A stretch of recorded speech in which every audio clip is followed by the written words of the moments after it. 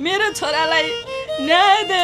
म सबै सहारा बिन भएकी आमालाई न्याय दे प्रभु, म यति भन्छु। यही पौष महिनाको 2 गते राति हत्या गरिएका रूपन्देही कञ्चन गाउँपालिका 3 धौलागिरी निवासी अर्जुन शर्मा र रमा शर्माका छोरा ईशान शर्माको हत्यारा पत्ता लाग्न सकेको छैन। आमाको आँखामा आँसु सुकेको छैन। परिवार भाव विहोर अवस्थामा छ। बाबाले अझै पनि छोराको हत्यारा पत्ता लगाएर कडा भन्दा कडा कारबाही होस् भन्दै न्याय मागिरहेका छन्। मनले छुनी प्रमाण सहितको मैले न्यायको आशामा छु। सँगसँगै एउटा मेरो इसान फर्केर आउँदैन, समाजका अरू इसान चाहिँ नमरुन्। आमा बाबाको बुढेसकालको सहारा मात्र गुमेको छैन, यहाँ समाजले होनहार युवा गुमाएको छ। एउटा साथीले असल साथी गुमाएको छ। देशले एउटा ऊर्जावान सक्षम युवा खेलाडी गुमाएको छ। साँच्चीकै भन्नुपर्दा यतिखेर अर्जुन शर्माको परिवारमा ठुलो वज्रपात परेको छ। हृदय चिया चिया भएको छ। परिवारमा शून्यता छाएको छ। बाबा आमाले भनेको जस्तै यदि ईशान शर्माको हत्या नै भएको भए उचित छानबिन र पीडित परिवारलाई न्याय दिन सम्बन्धित निकायले यथाशक्य पहल र कदम चालोस्। चाहिँ गलत हो र त्यो भाइको चाहिँ हत्या नै हो, त्यो कुनै दुर्घटनाबाट होइन र त्यो कुरा चाहिँ परिवार र आफन्त कसैले पनि त्यो कुरा स्वीकार गर्न सक्दैन। यो कुरा चाहिँ यो आवाज चाहिँ राष्ट्रिय लेभलमा यो मिडियाहरूबाट नै आवाज उठाइदिनु पर्यो। पुष्पराज शर्मा दाइबाट यो घटनाको यथेष्ट विवरण बताइदिनु हुन म अनुरोध गर्दछु। त्यसपछि कर्मीको रूपमा बुवा आमाबाट चाहिँ म पुष्पराज शर्मा कञ्चन गाउँपालिका वडा नम्बर 3 धौलागिरी चोकमा मेरो बसोबास छ र हाम्रो परिवारको सदस्य मेरो भाइको छोरा मेरो भतिज ईशान शर्माको विषयमा यहाँहरूलाई हामीले केही कुराहरू औपचारिक रूपमा जानकारी गराउन गइरहेका छौँ। यसको निम्ति टाढा टाढाबाट आफ्नो समयलाई हाम्रो परिवारको निम्ति र ईशानको न्यायको निम्ति प्रदान गर्नुभएकोमा सम्पूर्ण मिडियाकर्मी मित्रहरूलाई हाम्रो तर्फबाट घर परिवारको तर्फबाट हार्दिक स्वागत तथा यहाँहरूलाई धेरै धेरै धन्यवाद दिन चाहन्छौँ। र खास गरी यही पुसको 2 गते हाम्रो छोरा आफ्नो नियमित क्रियाकलाप अन्तर्गत आफ्नो पढ्ने विद्यालय बुद्धदीप इङ्ग्लिस स्कुलमा गइसकेपछि ऊ घरमा आयो। घरमा आइसकेपछि उसको नियमित कार्यक्रम अन्तर्गत उसले टेकन्ट्रो चाहिँ सिकाउने भएको हुनाले त्यही विद्यालयमा ऊ 3:30 बजेतिर यहाँबाट विद्यालय गयो। विद्यालयमा गएर उसले चाहिँ आफ्नो प्रशिक्षण कार्यक्रम सकाएर झन्डै 5:30 बजे फेरि ऊ घरमा आएर अनि साथीसँग जिममा जानको निम्ति भनेर उसले 2 दिन अगाडिबाट 1 गतेबाट चाहिँ जिम चाहिँ मा गएको थियो र 2 जना साथीहरू यहाँबाट पैदल रनिङ गर्दै यहाँबाट चाहिँ तपाईको थकाली चोक गए र थकाली चोक गइसकेपछि झन्डै 6:30 बजे उनीहरू 2 जना साथी, 1 जना थप अर्को 1 जना साथी सँगै पढ्ने 3 जना साथीहरू झन्डै 7:20 मा त्यहाँबाट एक्जिट भएको चाहिँ देखिन्छ र उनीहरू सुनगावा चोकसम्म 3 जना साथीहरू मध्ये 1 जना साथी डायरी चोकबाट आफ्नो घरतिर लाग्छन्।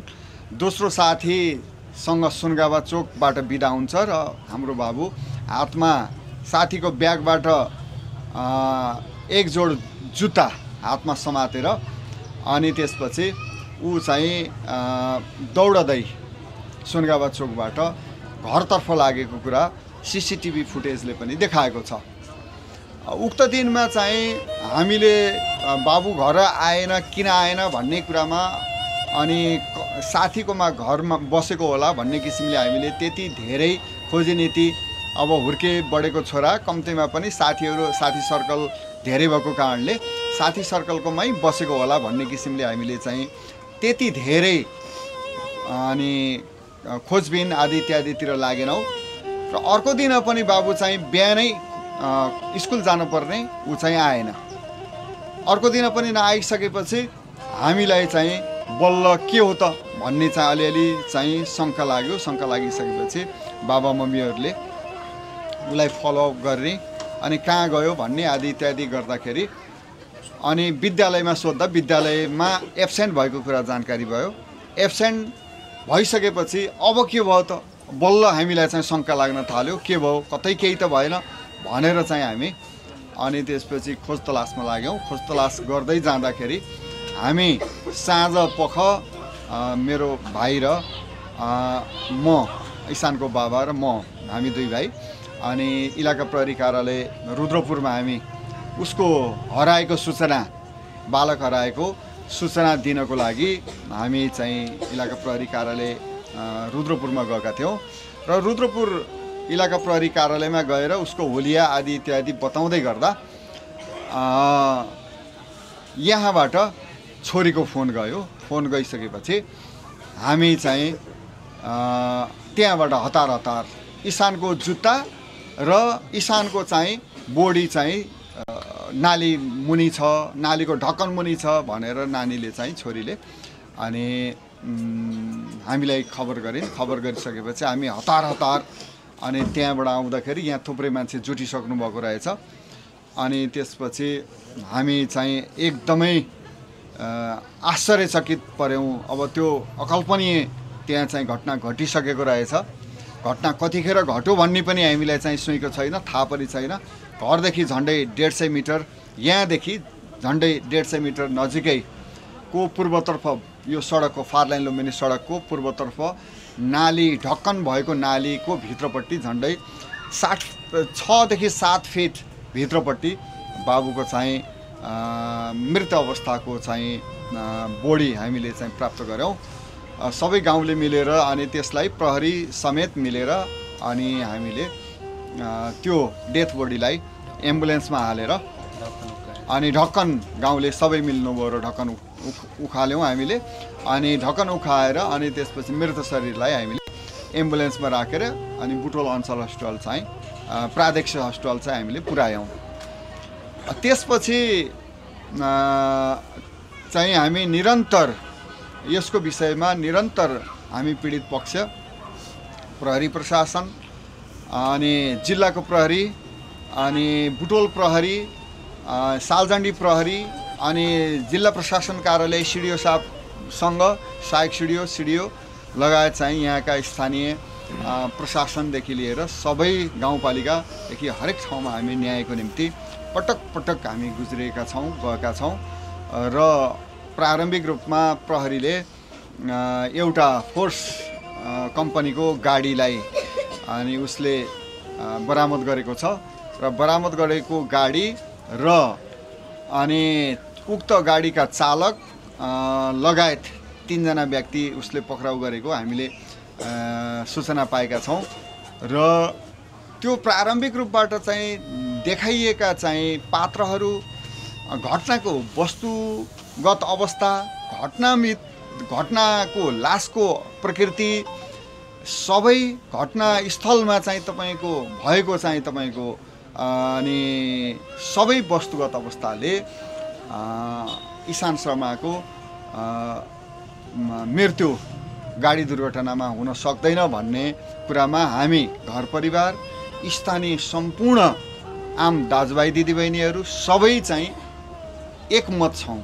हामी पटक पटक यसको निम्ति यसलाई न्यायिक रूपबाट चाहिँ यसको निरूपण होस्, यसको छानबिन चुस्त तरिकाले होस् भन्नको निम्ति हामी पटक पटक लागेका छौँ।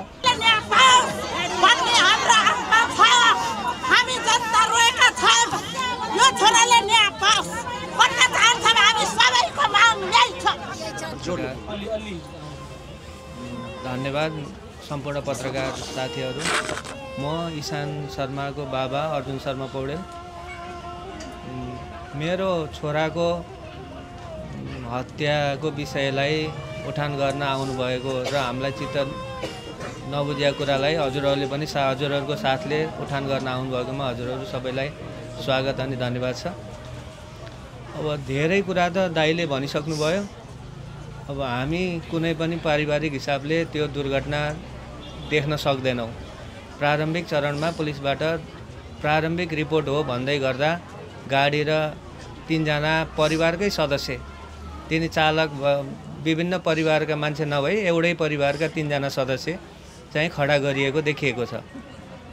तैपनि कतै कतै यो प्रारम्भिक हो, अब केही बाँकी छन्, अब हामी गर्दैछौँ भन्दै गर्दा पनि हामी त्यो मान्छे 3 जना खडा गर्दै गरेको समयपछि पनि आज 8औं दिन चलिरहेको छ।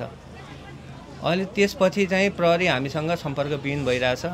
हामीसँग केही बुझ्न पनि चाहेको छैन, हाम्रो कुरा पनि बुझ्न चाहेको छैन, उसले पनि हामीलाई केही कुरा दिएको छैन। त्यो कुन अर्थले पनि दुर्घटना हुन सक्दैन, हत्या नै हो भन्ने कुरा त विभिन्न पुष्टिका कारण छन्। हामी पनि व्यावहारिक पाटोबाट 20औं वर्ष गाडी आफूले चलाएर हिँडेका मान्छेले कसरी दुर्घटना हुन सक्ला र कसरी नहोला भन्ने कुरा आम मानिसले त्यसलाई मूल्याङ्कन गरिरहेको छ। त्यो उसको सेम डाइरेक्सनबाट आएको गाडीले उसको लेफ्ट साँप्रा भाँचिएको छ। लेफ्ट साँप्रा भाँचिएको फुटवाकमा भएको बाटोमा हेरेको मेरो बच्चा कहिले पनि बाटोको किनारतिर ढल्न सक्दैन। मेरो व्यावहारिक पाटोले सिकाएको कुरा, ऊ चाहिँ बाटोतिर ढल्नु पर्थ्यो अनि सँगसँगै त्यसमाथि गाडी चढ्नु पर्थ्यो या ब्रेक लाग्नु पर्थ्यो गाडीको। केही पनि बाहिर सङ्केत छैन। सँगसँगै त्यहाँ बाहिर रगतका थोपा केही पनि छैन, त्यहाँको धुलो पनि मडारिएको छैन, हिलो घसारिएको छैन। एक्कासी टिपेर लगेर राखे जस्तो अवस्थामा त्यो टाउको गम्भीर चोट अनि कुनै हतियार पहिले आँखा अगाडि ल्याएर पेचकस ठडाएर केही गरेर घुचटेर आँखा मात्रै फुटोस् भन्ने तरिकाले त कसैले गर्दैन। दुर्घटनामा त जता पनि त उछिटिन सक्छ, तर आँखाको नानीमा टार्गेट गरेर हानिएको छ। मलाई देख्दा एकदम विभत्स छ। अब बाबाले कसरी बयान गर्न सक्छ होला र त्यो छोराको लासमाथिको त्यो बयान चाहिँ गर्न सक्दिनँ म धेरै। त्यो हुनाले यो विषयमा हजुरहरूले एकदमै गहिरो अनुसन्धानका लागि घचघचाउनु हुनेछ भन्ने ठुलो आशा हामी परिवारबाट छ। जुन हातमा समाएको जुत्ता चाहिँ उछिटिनुपर्ने जुत्ता चाहिँ पोलको फेदमा चाहिँ सम्हालिएर राखिएको छ अनि खुट्टामा लगाइएको जुत्ता जुन थियो स्पोर्ट्स सुज, त्यो फुस्किनै नपर्ने जुत्ता फेरि छरिएको अवस्थामा भेटिन्छ। अनि सँगसँगै त्यो मोबाइल चाहिँ एकाएक त्यो दिन गायब हुन्छ। त्यत्रो सुरक्षा निकायको घेरा सँगसँगै यत्रो पब्लिक मासले खोज्दाखेरि मोबाइल नभेटिएको।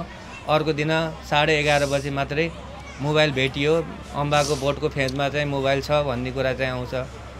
यिनी हरेक कुराले सशङ्कित, एकदमै सशङ्कित छ, समाज सशङ्कित छ, डराएको छ, निदाउन सकेको छैन। परिवारमा ससुरा बुहारी, अब सासु ससुरा बुहारी नाति नातिना एउटै कोठामा खाँदिएर सुत्ने अवस्था आएको छ। यति गर्दै गर्दा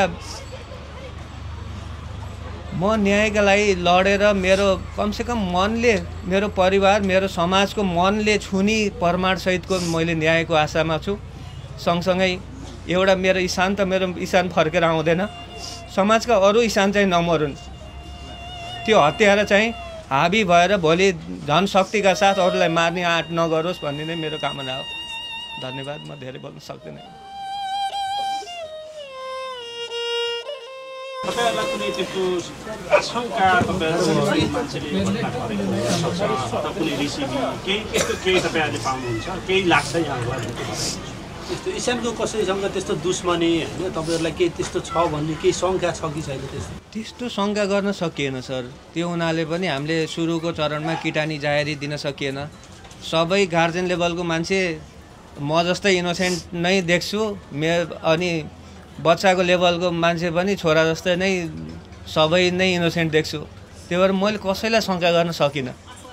त्यसैलाई पनि अलिकति फाइदा लिएको हो कि यो निर्णय प्रारम्भिक रिपोर्ट भन्दै गर्दाखेरि त्यो यिनीहरूले चाहिँ प्रमाण दिन सकिरहेको छैनन्। हामीले चाहिँ यो प्रस्तुत गरिदिँदै गर्दा यिनी केही समय दौडिँदै गर्दा थाक्छन् र यही निर्णयलाई नै मान्न बाध्य हुन्छन् कि भन्ने लाग्या हो कि भन्ने पनि लागेको छ।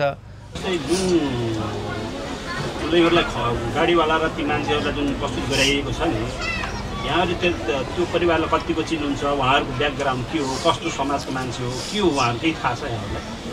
हामी त्यस्तो परिवारसँग ठुलो नजिक भएको त मलाई लागेन। त्यो एउटा बाबु भाइ चाहिँ नेटवर्कको केबल नेटवर्कको काम गर्दो रहेछ। त्यही भएर यो पोलमा पनि कहिलेकाहीँ काम गर्नुपर्ने भएको हुनाले कहिलेकाहीँ यहाँ आउने यसो कुर्सी मागेर अनि बसेर काम गर्ने खालका गतिविधि उसले गर्दो रहेछ। र त्यो कारणले उनीहरूले छोरीले र म्याडमले चाहिँ उसलाई देखेकोसम्म चाहिँ मान्यौँ हामीले। तर त्यो परिवारसँग सम्बन्ध हाम्रो खासै नजिकको सम्बन्ध देखिएन। अब सँगसँगै के छ भने उनीहरूले हामीलाई प्रहरीले भेट्न 2 पटकसम्म भेटायो उनीहरूसँग। उनीहरूमा एउटा सहानुभूति भन्ने कुरा केही पनि छैन।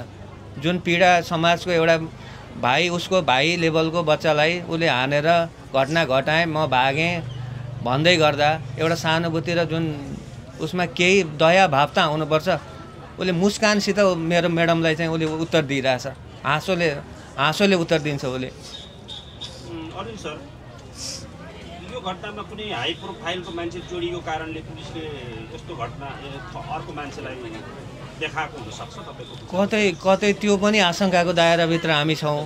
अनि हामीले खबरदारी त्यो विषयमा पनि प्रहरीलाई होइन कतै यो कसैले खडा गरिएको डमी त होइन, यो माथि पनि अनुसन्धान गरौँ भन्दै गर्दा त्यही पोलिग्राम टेस्टका कुरासम्म आएका हुन्।